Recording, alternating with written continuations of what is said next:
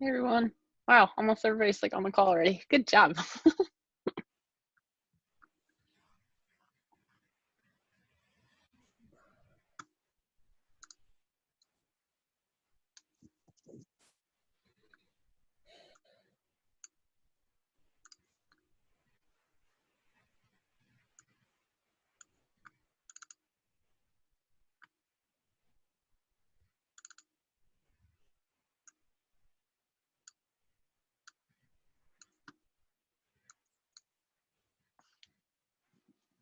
Cool. We'll just jump in as people join just to keep track of time. And I don't think we're not gonna do I think probably just skip introductions this time, but I do see Michael Branley's new to this call. Michael, I don't know if you want to introduce yourself, unless it's like Ashley on Michael's account or something. No, it's me. Ashley Michael. told me about the meeting, so I Cool. asked to join in. But I'm Mike Branley. I'm the Assistant Director of Behavioral Health at Little Rivers Healthcare. Cool. Thanks, Michael. Awesome. So we'll just go through, and Erin's gonna help me take minutes so they get out quicker. Thanks, Erin. And we are recording as well. So I guess we'll just start with, is Gary on yet? Actually, oh yeah, Gary's on. Gary, do you want to give emergency management update? I lost your voice. Oh, can you hear me?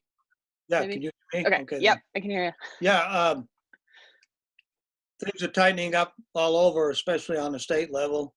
I was quite happy actually yesterday when the governor announced that he was going to level the playing field for the Walmarts and other big box stores who've been selling everything imaginable that all the other stores that had to close couldn't sell.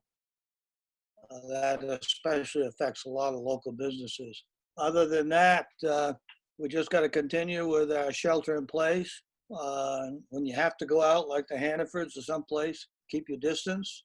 And I noticed that when I've been in there and some of the other places I've been, people are pretty good about holding back. So we just got to keep at it.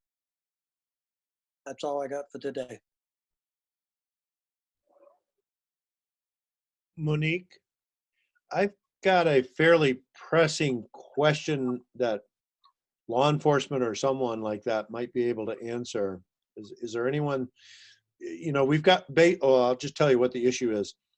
There are signs up, of course, on the bridges coming over from New Hampshire that indicate, shelter in place or self-isolate for 2 weeks if you come from another state. This is a major issue for our bus drivers. We're distributing now in the neighborhood of 1,100 meals a day to children all over the SU. And most of the drivers the buses all come over from New Hampshire. So my question is, what are we going to do about that? Gary, have you heard anything about that yet?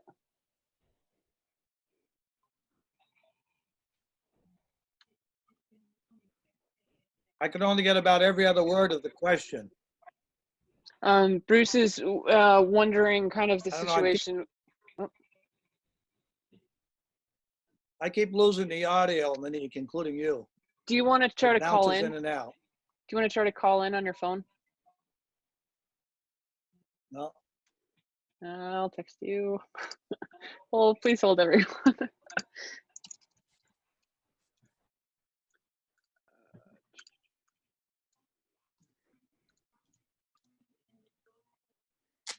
Monique, while we're waiting, let me just weigh in. I can check with Russ to make sure that I'm right, but I'm 99% sure that the shelter-in-place directive for people from out of state is for folks who plan to stay in Vermont.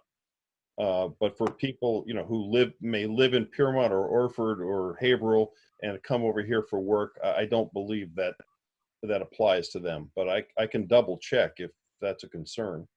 Yeah, if you check on that, that would be great. Just send me an email. I sort of assumed that, but I got the question from Krista Davis, who is the bus manager, this morning, and she wasn't quite sure how to interpret it. It's a legitimate question, and my assumption could be wrong, but yeah. I'll take a good stab at this question. We actually asked this question at the governor's office because the healthcare community, obviously we have people that, myself, I live in New Hampshire and I come here every day. And then we have people that also come from New York. We have people that come from Canada, even out of the country. So the governor's office, what they said is it doesn't apply for essential workers or those people in that Yeah, category. if you can hear me, that's exactly what I was told, that people who come here to work and go back to saying that's not a problem. That's correct. Great. Thank you so much. Appreciate it. Good. Cool. Thanks. So as far as communications go, Gary and I and Ted all worked on a letter that went to the jail and Bridge Weekly for this week's issues, and then basically telling people to keep an eye out for a townwide mailing. The townwide mailing got printed at the office like Monday, and then was delivered to the post office after Wells River Savings Bank folded all 1,500. Thank you, Patty. Thank you, Wells River. Yeah. And the town website has been updated with a COVID page, and I'm trying to keep that updated. So if anybody has anything they want posted there, just let me know. We do have extra buttons on the front homepage for the business directory updates, and for submitting business updates as well. Is Danielle on? Danielle, yeah, go ahead. I'm wondering, the townwide mailing, is that up your COVID information that people that are not online would access then? Yeah, well, so it's a mix of things on like how to get help, and there's an online link, but also a phone number they can call, Okay. and then other things like getting on the listserv and stuff like that. And it's being distributed to Bradford, or? Yeah, every Bradford resident, just Bradford. Thank you. Yep. I mean, a lot of towns are starting to do their own as well. So, let's see. Oh, Danielle, I was going to ask you, so I didn't know, is there a way to, in the future, for like to access, or Bruce, to access the OESU, like parents, the automated phone number to give announcements like that? To say like, please check your mail for important town mailing or something. I didn't know if it was broken down by town and if that's something that could be utilized.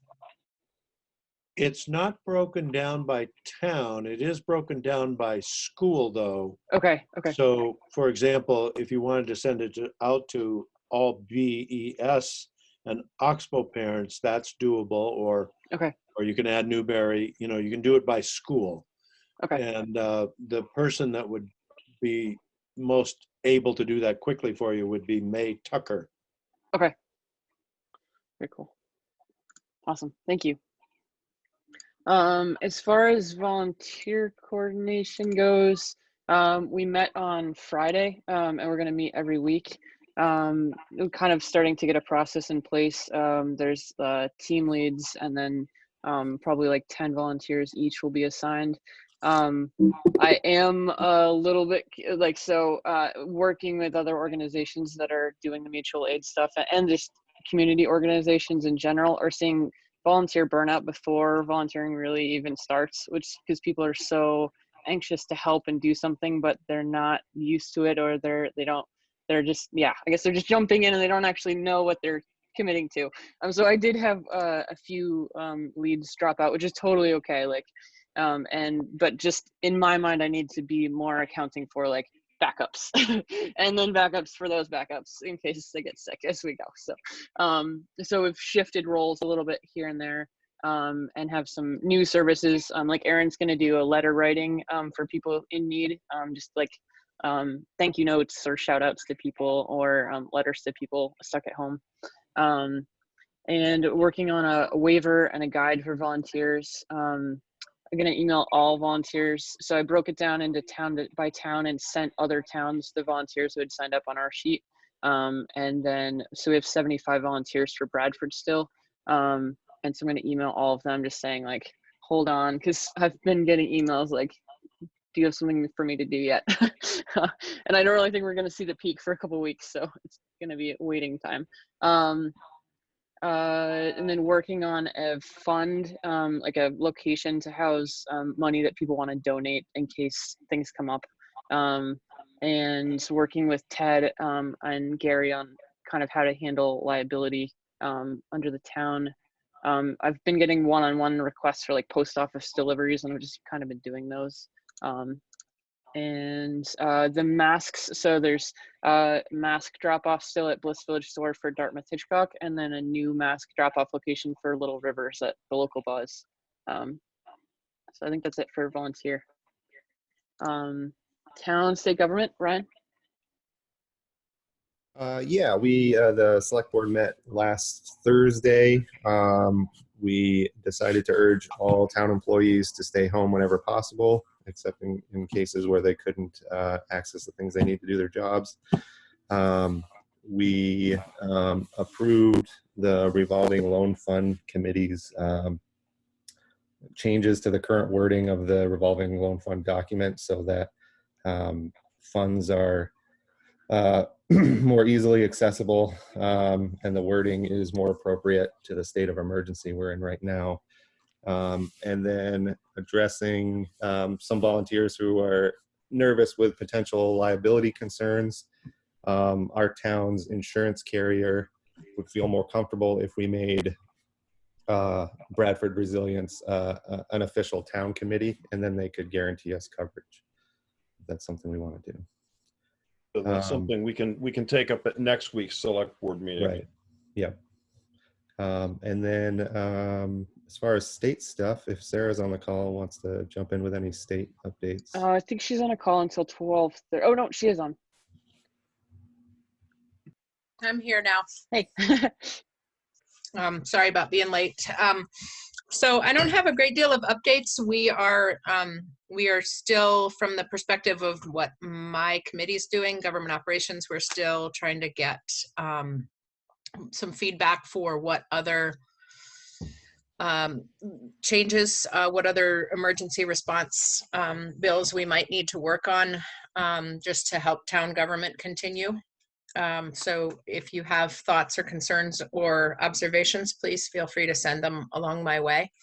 I have been continuing to be in conversation with folks in the education realm, just because there's a lot of stress and uncertainty right now about how students will be able to continue to make progress. And so I will continue to be a liaison between some local teachers and parents and administrators here and the folks at the state level who are trying to figure out how to kids learning in the absence of in-person instruction. And I think that's all that I have for state update. You know, it's not clear yet whether we are flattening the curve, which means that we all need to bear down and stay distant to the greatest extent that we can, in hopes that we can slow the spread. But as you know, there are, borders are constructs, and they don't necessarily restrict the flow of coronavirus. And so we all need our neighbors to be doing what they can do to socially distance as well. So that's all from me, unless you have questions. Cool. Thanks, Sarah.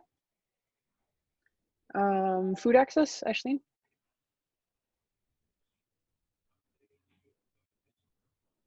Yeah, so food access as on a Little Rivers side, on the Little River side of things, because I kind of am doing two different things. We've decided originally we were going to try to use some volunteers who had stepped up to do some of the food delivery, but our care coordinators and some of our other staff agreed that at this time, while we have the staff at Little Rivers to do it, they actually would prefer to not have volunteers coming and going, because they feel like that just adds another level of potentially spreading. And also there would need to be some paperwork done in order to share patient information, like their address, of course. So just until we have that more smoothed out, we're not going to use volunteers at Little Rivers right now. And on other food, I don't really have much of an update. I think that's about it. Yeah, that's okay. Sydney, did you have anything additional you wanted to add from Willing Hands? Yeah, so we're working with about 80 different towns and 60 recipient sites in coordination with Dartmouth Hitchcock, and we publicized a list on March 27th, and I'll have an updated list by the end of the day today. That'll start making its rounds. We're gonna start making all the serves of just people to contact within each town. Cool, thank you. Ryan, did you have anything from Hannaford that you wanted to report out as far as food access goes? Can I just add one more thing on Yeah, sure. my end? I forgot that there was a request from our care coordinators about other people who might be doing so volunteers in the community who might be doing food pickups for other people in the community, not necessarily having to do with Little Rivers. And I mentioned that there is a volunteer system being developed, but that's on hold, basically just trying to get that all formulated right now.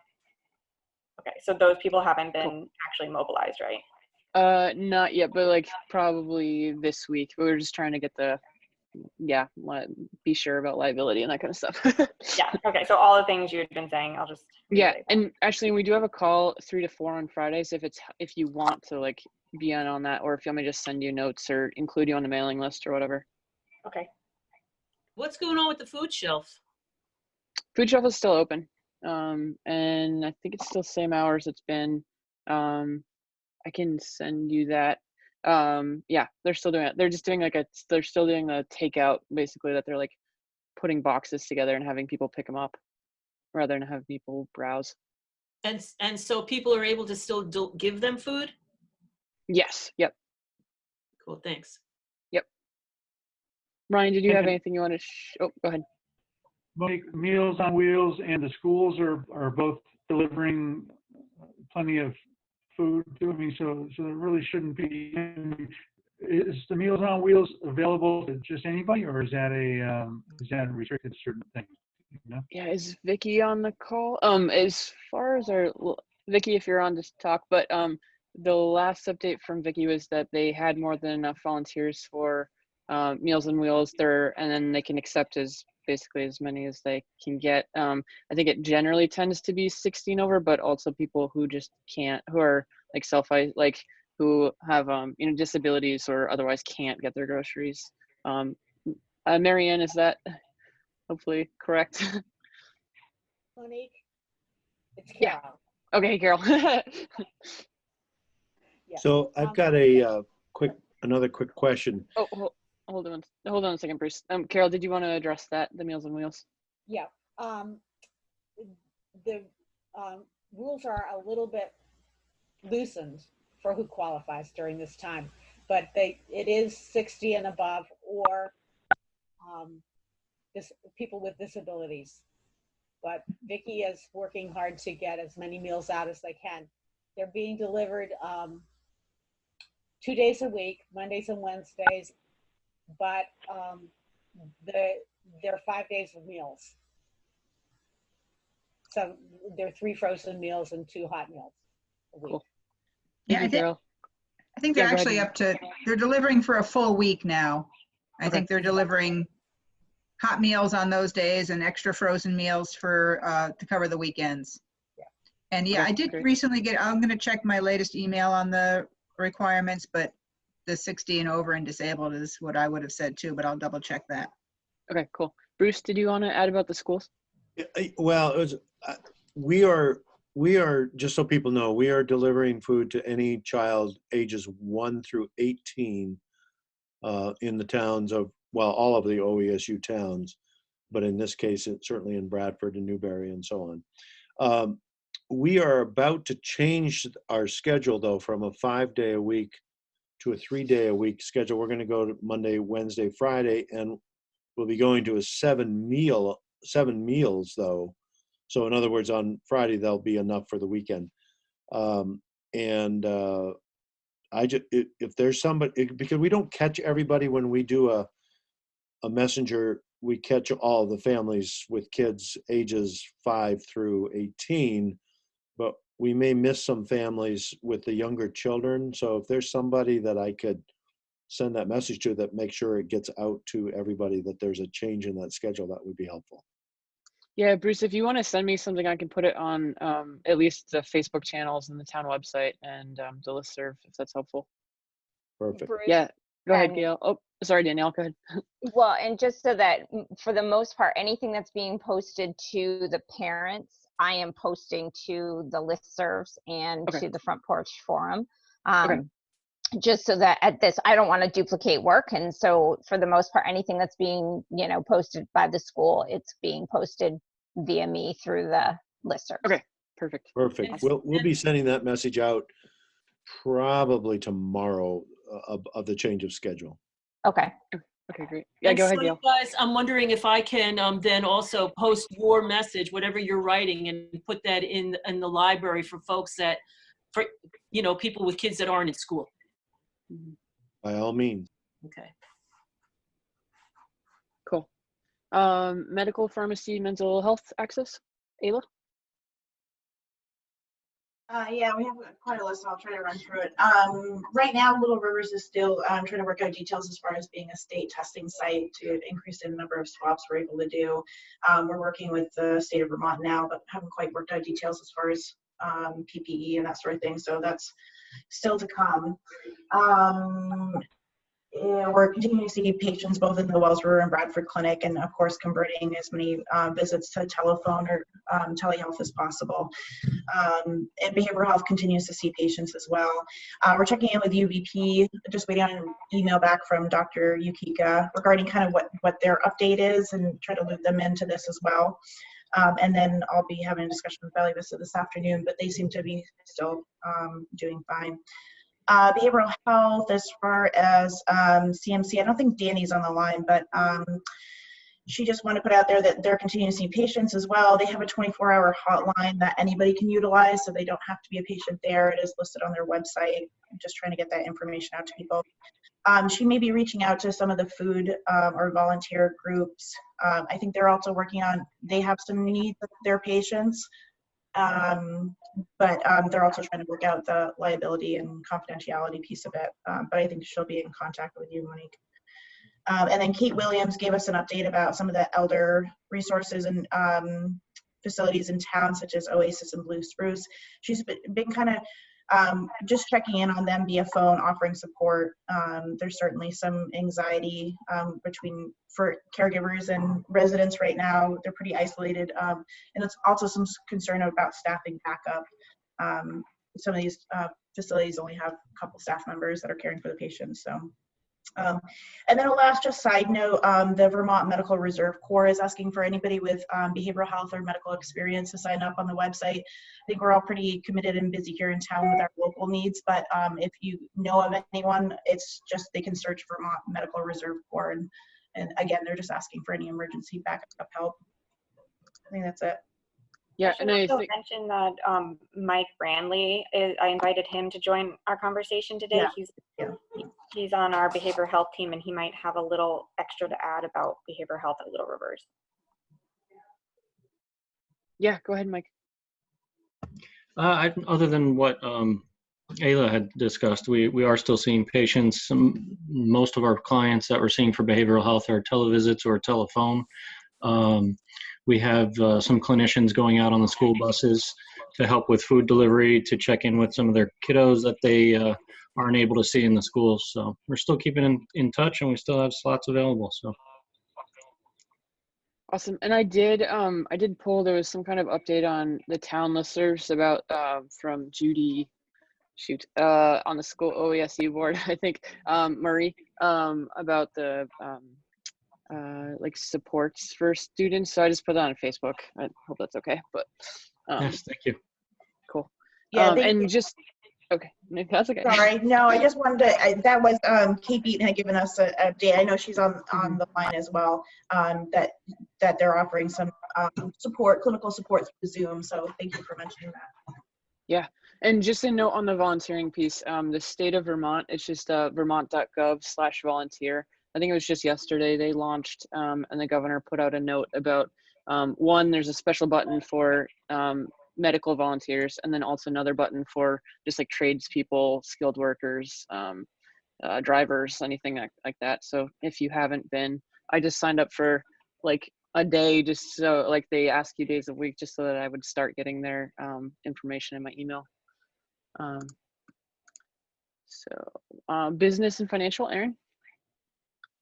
Sure. I don't have too much else to update on the task at hand, which was to collect the current limitations and hours of the local businesses that are still open. That directory can be found on the town website, as Monique said, with a separate button. And also right next to that is a button where the businesses can go on and update if their hours change or their service capacity changes as well. So I think I would say, Monique, if you would agree, that project is pretty much done. Yeah, I if think it's we're just, working itself, we'll just monitor it.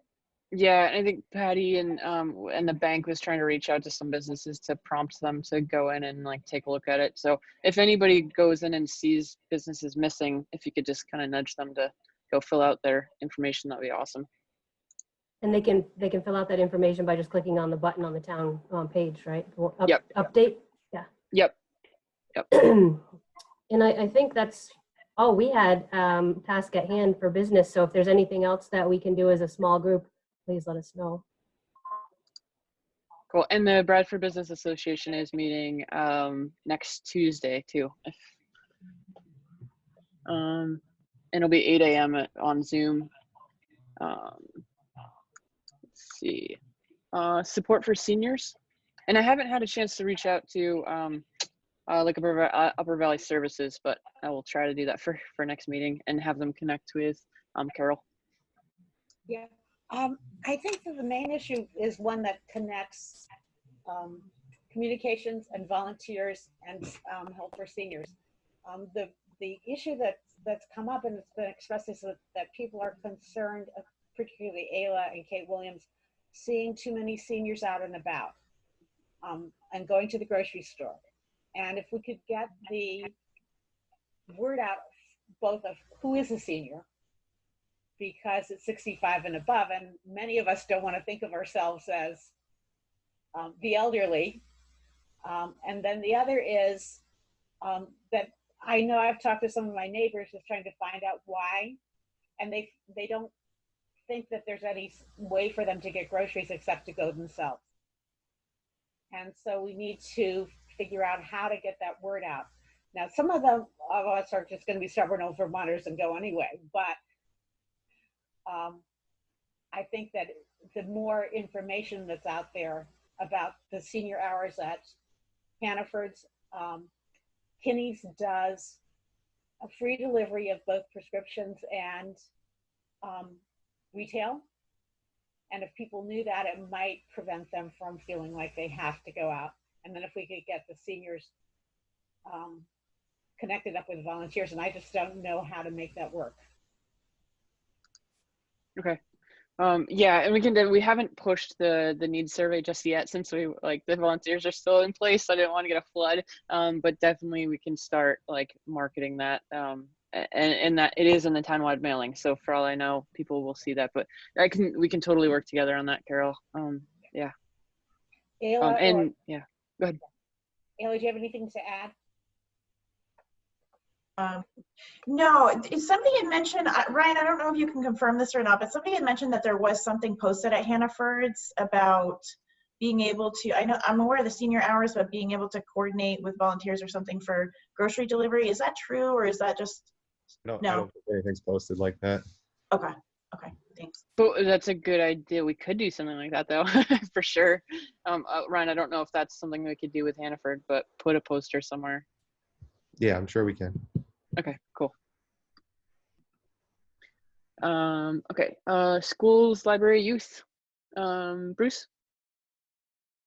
Well, I missed some of Sarah's comments earlier. So I've already been over the food distribution process.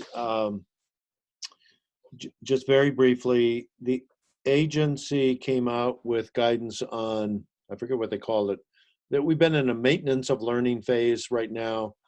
And now we're obviously going to be moving into a different phase where, learning needs to move forward.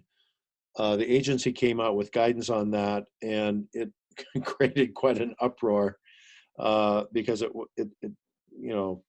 not to be too facetious about it, but it looked like they were attempting to figure out 22nd century learning.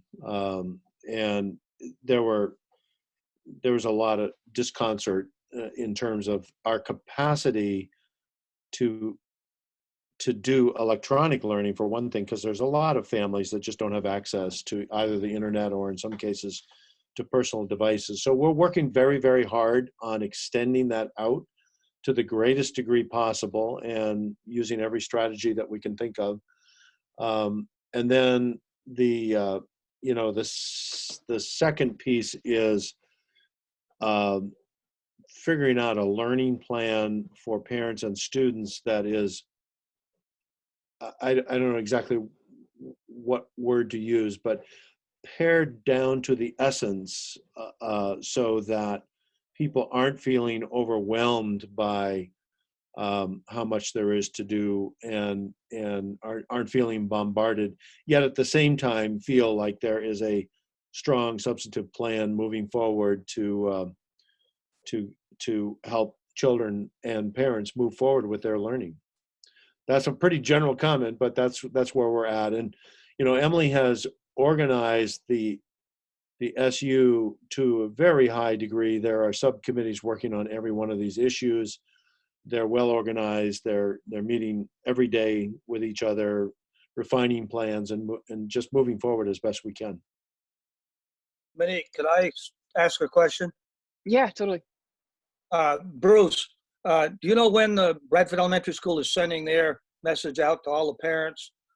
2 days ago, I heard from Susie Tan, who asked for a bunch of information and contact stuff, said you were going to do some sort of emailing or something to all the staff, all the parents. Yeah, well, I'm not sure exactly what Susie was referring to. I mean, we do have this message going out probably tomorrow that has very specifically to do with the change of schedule and food delivery. That's probably not necessarily what you're talking about. But there will be a message coming out. Well, there have been messages. I mean, Emily has sent out at least a couple of letters to parents, and I think there will be a letter or a message or a combination coming out from Emily, I would say probably on Friday, that has to do with these general areas that I just talked about. That is to say, how are we going to transition from a maintenance of learning phase to a continuance of learning phase? And what is that going to look like? And what are the resources available and those kinds of things? That continuity of learning group is meeting tomorrow. I mean, the leadership team met yesterday and had extensive conversations around this. The continuity of learning team or the distance learning team, they're meeting tomorrow, and I think Emily will follow with a message outlining what our plans moving forward are going to be. Okay. I just had, because I worked with Susie a lot last year when I think she chairs their emergency planning committee for the school.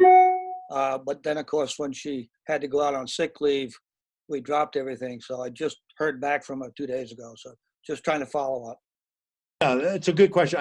I'm not exactly sure what she was referring to, but these two messages will be going out in the next few days. One about the food, the change of the schedule, and actually extension of services to seven days. And then, Emily will be coming out with substantial guidance about the educational process moving forward. Thanks. I would say Friday. Thanks.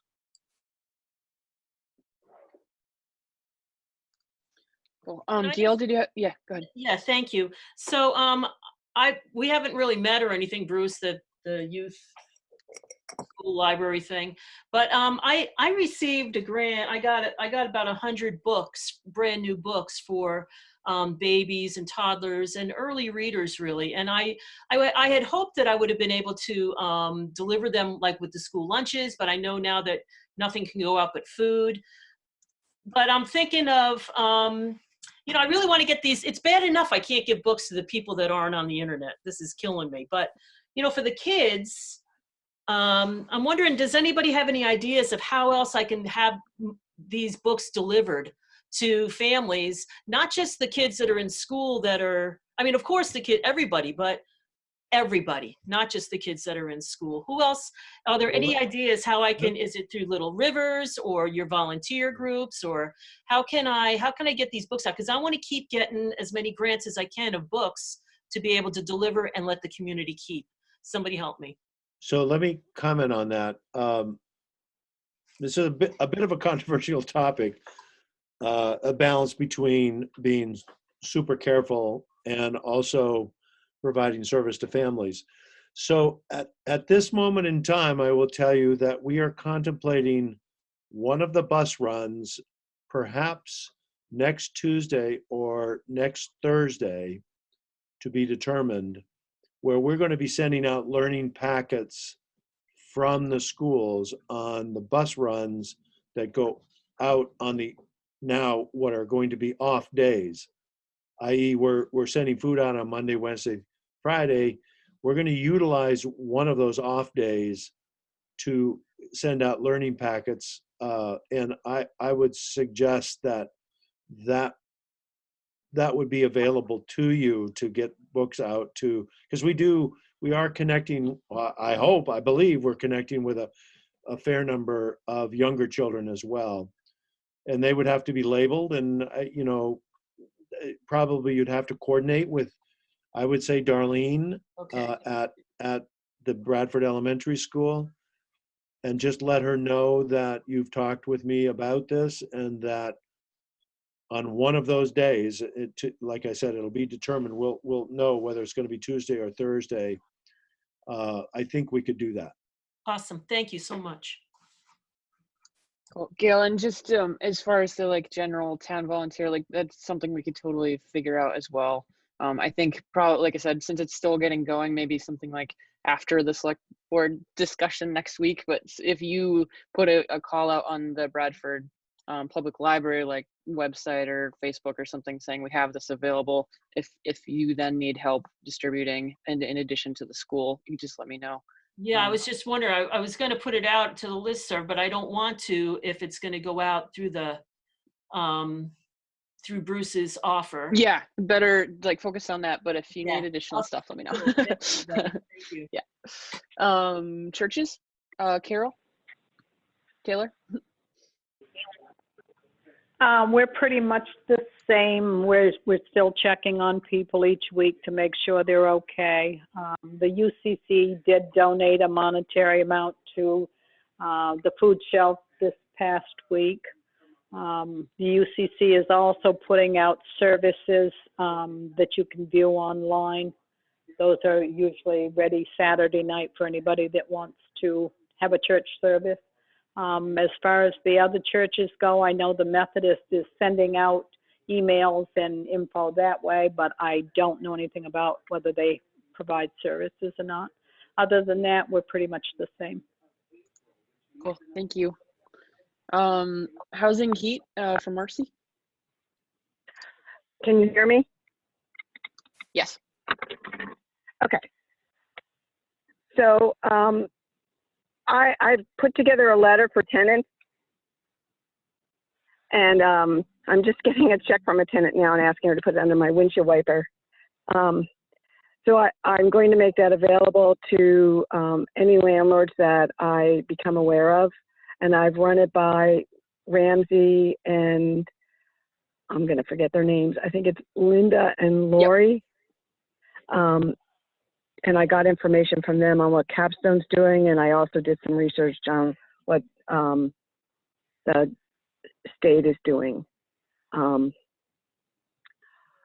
I have that all under control, and remarkably, most of my tenants are paying their rent. Some are healthcare workers, some are food service workers, and other people are retired and they're continuing to pay. And they all seem to be following protocol. So I'm very impressed with that. I did have some comments about some of the other things that were being said. One is that Upper Valley Food Co-op down in White River Junction, you can email them your groceries, or you could call, but they prefer email, and then they will pack up everything and they'll put it out on a table. So for people that don't want to go into the store, that might be a viable alternative, is to go down to White River Junction. And the other question I have is outside of my group, my team, is concern about domestic violence. And I haven't heard anything about what SafeLine's doing. And I just feel like that's a huge potential problem to keep people that have issues like that cooped up. And Yeah, so I haven't heard anything about that. let's let Justina can address that. Yeah. So from my world of working with child abuse victims, I've also been touching base with SafeLine a lot because they are on my multidisciplinary team. And as of yesterday, they are operating their hotline and they're having a lot of concerns because they're not getting a lot of calls. One of their advocates said that their calls have been down a lot over the last couple weeks from what they usually get, and there's a big concern that because people are sheltering at home with their potential abuser, that's just not accessible. But their services are all available via their hotline right now. So if anyone has a platform to post their hotline number on, I can put it in the chat. And some of it is just getting the word out. I think they may also have on their website a email function. I know email is a little funky for them, but if that's something that works better for folks, if anyone's encountering someone that needs support, I'll put a link to that in the chat too. Cool, thank you. And Ramsey and Linda, did you want to report out anything up from anything additional from Capstone? I don't think I have anything at this time. I'm pretty much out of prevention money, so depending on whether or not the state decides to let us be more flexible, that might be an issue coming up. But okay. Oh, and then transportation. Mike has a daily noon call right now with Stagecoach. So he just said they're working on finalizing changes to the service that are going into effect next week. He's going to send a press release and I'll send it to everybody. They are maintaining bus service for people for access to essential services. They're shifting their volunteer transportation to delivery of essential goods, groceries, food, medication to high-risk individuals who are unable to self-transport. And yeah, just trying to help with physical distancing and helping people get what they need. I guess I'll just open up if anybody has anything additional to add and any questions for anybody here. Can I ask a question of Bruce? Yeah.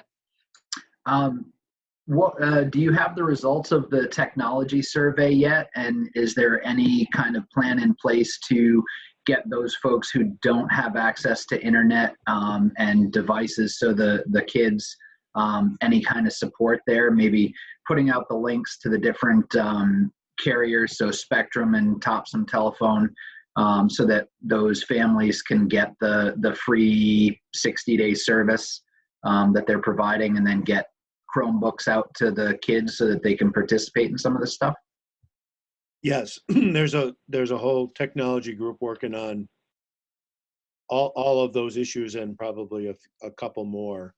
I don't have the results in hand yet of the technology survey. I know that it went out.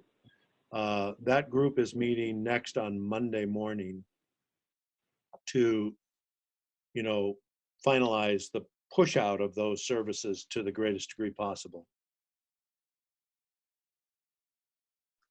And there was a few questions in chat so Sarah answered this, but Aaron had asked about how the access to the food shelf is working out since the BA doors are locked, and Sarah just said through the side gymnasium door. So just if you guys hear that question in the community, that's the answer. Let's see. I think that was it. Did I miss anything else? Can I just sure. reach out to Brian? I did want to let you know I shared the link to resources for internet providers on the listservs, but it is also on that OUS, not OUUSD, OESU website for the COVID-19 updates. And I just shared that link again out onto the listservs, but it is listed there as one of the resources. Just in case people ask you, you can let them know if they go to the OESU website, it is a link that's provided so that they can get to what the state is qualifying and what they're using for alternative links and internet services. Yeah, I'm wondering if we need to put something in place. I mean, clearly, if you don't have internet service and you don't have a device, it's going to be really hard to get to the OESU website to get that information. So I wonder if when the technology survey is done, if a group of us, if there's phone numbers, we could reach out. And I mean, I don't know if there's any kind of order of operations that you need to go through in order to get those services for internet specifically, but try to help those families walk through that, because if you don't have internet, it's probably overwhelming to try to contract those services if you haven't had that in the past. Yeah, that may be a good idea, is trying to reach out to Bruce and to that technology committee and finding out if there's a list of people that haven't been communicated with or that we haven't heard from, and trying to create some sort of a phone tree or some sort of a way of checking in on those people. Yeah, at least give those kids that are maybe in, those are probably the higher risk kids. So making sure that they have the opportunity to get together with their classmates, get that education piece as well. Yeah. Okay. I know that the principals and the technology coordinators are working on this, but I will definitely share your question with them and be sure that we use every alternative way of reaching out to make sure that they're aware of what is possible. Does anybody know what the status of the school budget and is there going to be a vote that somehow and some information coming out, or is that being pushed down the road, or what? Danielle, you want to respond to that one? Sure. We've been emailing today trying to formulate the next step. At this point, the general consensus is we are going to be postponing the budget vote meeting. Our hope is we'll have more guidance today as to whether or not we'll be able to do the vote via Australian ballot instead of from the floor, which obviously voting from the floor seems very unlikely due to the shelter in place order. So that's where we are right now. I would expect we'll have much more clarity about that within the next 2 days as far as what the plan going forward will be. Just to jump in there with a little information about safe meeting in COVID-19 era, all schools and municipalities will be able to automatically adopt an Australian ballot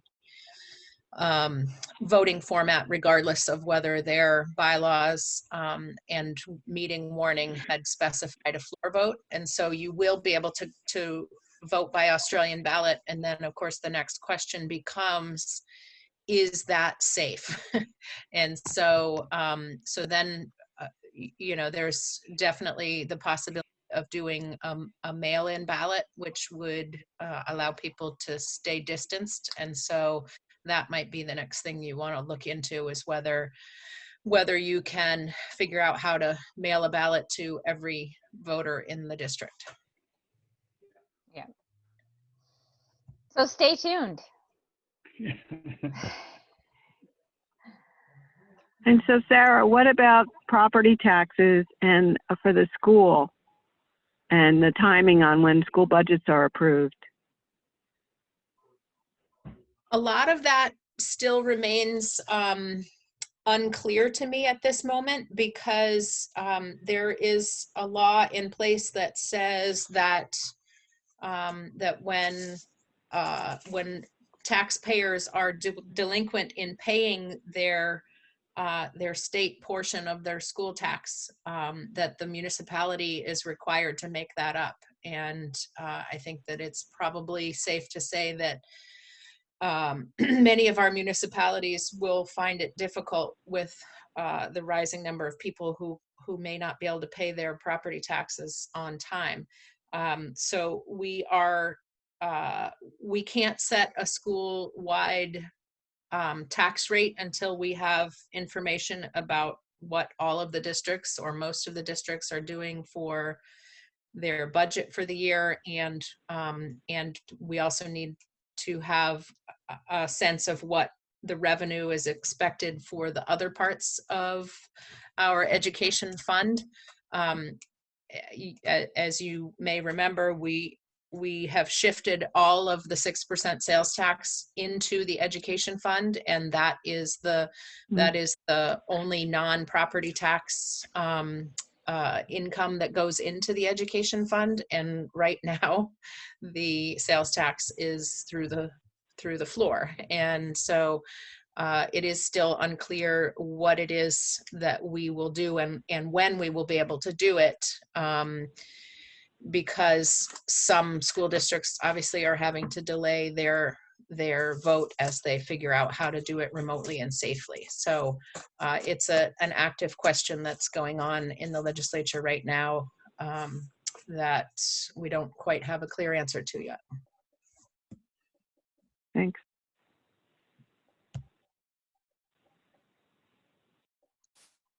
Anybody else have anything to add? Questions? I just have one thing to be clear about, and I think Ayla touched on it briefly, but it's been going back and forth as to whether Little Rivers will become a testing site, and for the time being, we are not going to be a testing site for right now. But when it actually is, if it actually is going to happen, we'll let everyone know when and if that happens. And just to clarify, I'm sure this is clear to most people, but we are a testing site for our patients. The state of Vermont just wanted us to open it up for referrals from other clinics and basically public testing. So just to be clear on that, we do swab, but not publicly. Great. And just so there's a link to in the agenda to the resources folder, just letting you know I'm just adding stuff. If anybody needs help adding stuff there that they want to share with everybody, just let me know. But the volunteer coordination has its own folder, and the communications for the town has its own folder, that kind of thing. So just let me know if you need help with anything. So where is it being locally, and what's the turn time of the test? Broke up a lot, Marvin. Did anyone else catch that? Can you try again? Where are the local testing sites, and what's the turn time on the response time on the test? So local testing sites are still suggesting that people refer to their PCP and triage over the phone first. Then it's determined whether or not they meet criteria. The criteria is changing every day. They've loosened up a little bit as far as because the availability of swabs have gone up, and so it has the testing time. A week and a half ago, we were looking up to 10 days to get results on tests. Now we're about 1 to 3 days is kind of the goal, depending on where the individual clinics are sending their swabs. I know some of the area hospitals, I can't speak to what their policies are today because they do change quite frequently, but I believe the last I knew, Dartmouth and Cottage were both triaging outside of the ER to determine if swabbing was necessary. So 1 to 3 days, and with prioritization based on symptoms. For Zach and Carol, do you guys need any masks or anything? Are you all set on that kind of stuff? Is it the senior center and Margaret Pratt? Margaret Pratt community, we're actually in pretty good shape with masks. Okay. We have a supply of surgical masks. We also had we've made some cotton non-disposable masks in-house, but we have actually been able to, last night I was able to score some N95s, so I'm very excited that I have hopefully a large supply of them coming soon. Okay, cool. And Carol, do you know about the senior center? I don't know, I'll check with Vicki. Okay. She has any need. Yeah. Okay. Cool. Well, thanks everyone. Yeah, we'll just meet again next week. Reach out if you have any questions or need anything posted on social media.